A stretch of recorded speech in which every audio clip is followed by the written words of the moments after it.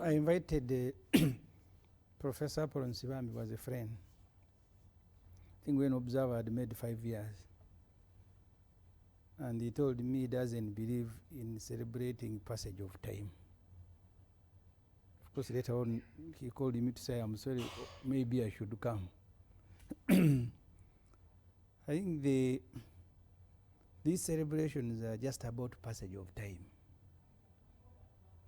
You need to listen to Museveni read his speeches. He will tell you in some of those speeches, Uganda was at the same level of development with South Korea at the time of independence. Where is South Korea? Where is Uganda?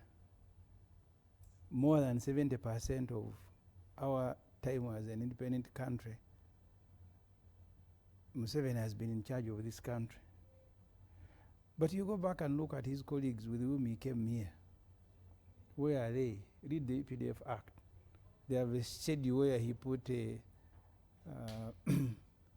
Historical High Command, the Army Council. All of them, he has pushed them away and installed himself as an emperor together with his wife and the son. We are under family rule. Bariomunsi works for that family. So that's why he's very happy.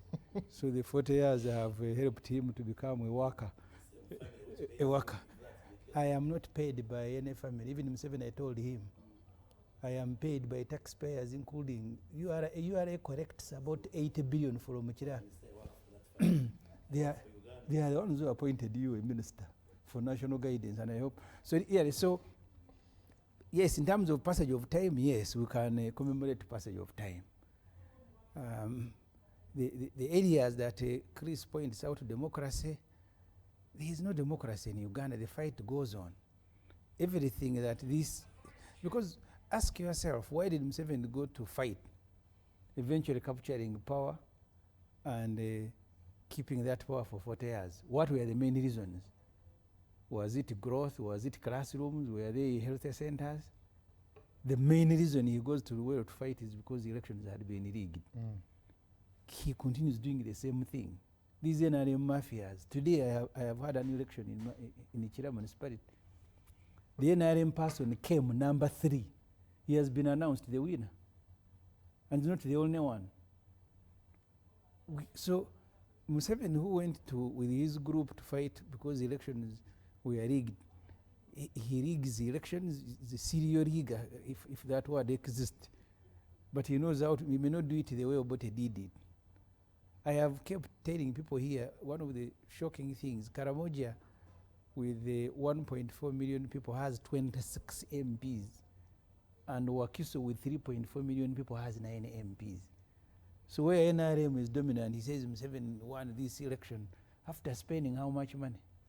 So here there is nothing to celebrate about 40 years apart from the passage of time. I see people also celebrating their birthdays even when they have nowhere to sleep.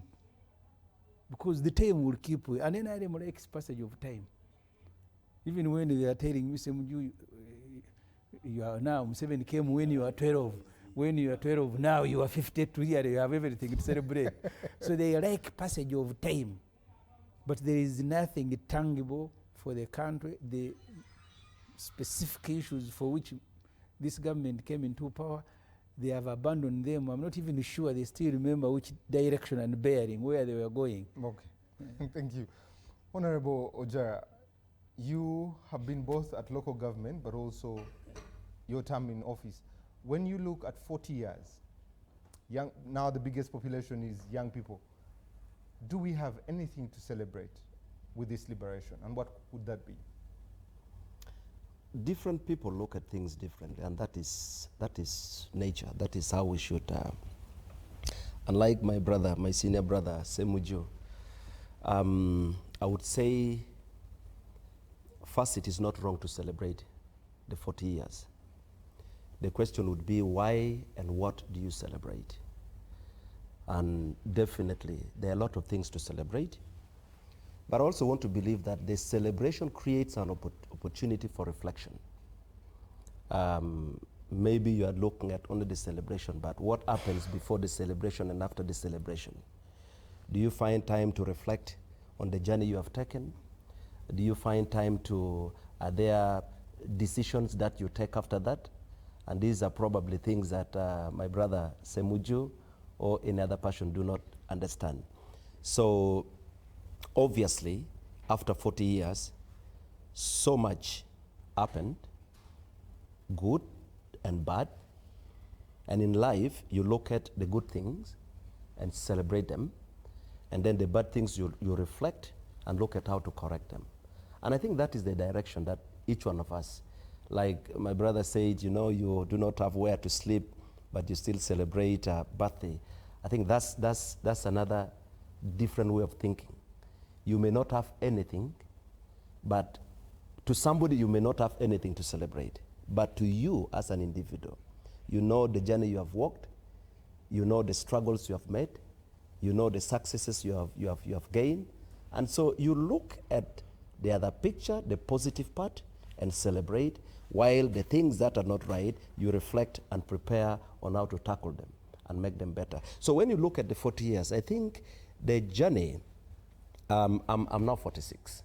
So I'll tell you that when the NRM came to power, I was already alive and walking, okay? And I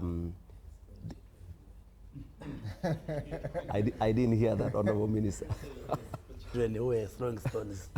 Well, some of us, okay, that's for another day. But there are a number of very positive steps that this country has taken. That does not stop us from looking at the things that we should have done and have not done. And so when you look at that, then the question would be, how do we do better going forward?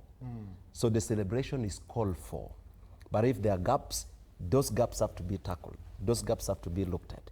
So the people who get involved in the celebration should also have an opportunity to reflect and have a discussion on how do we move from this point to the next. Thank you. So that's how I look at it. Yeah. Lastly, Professor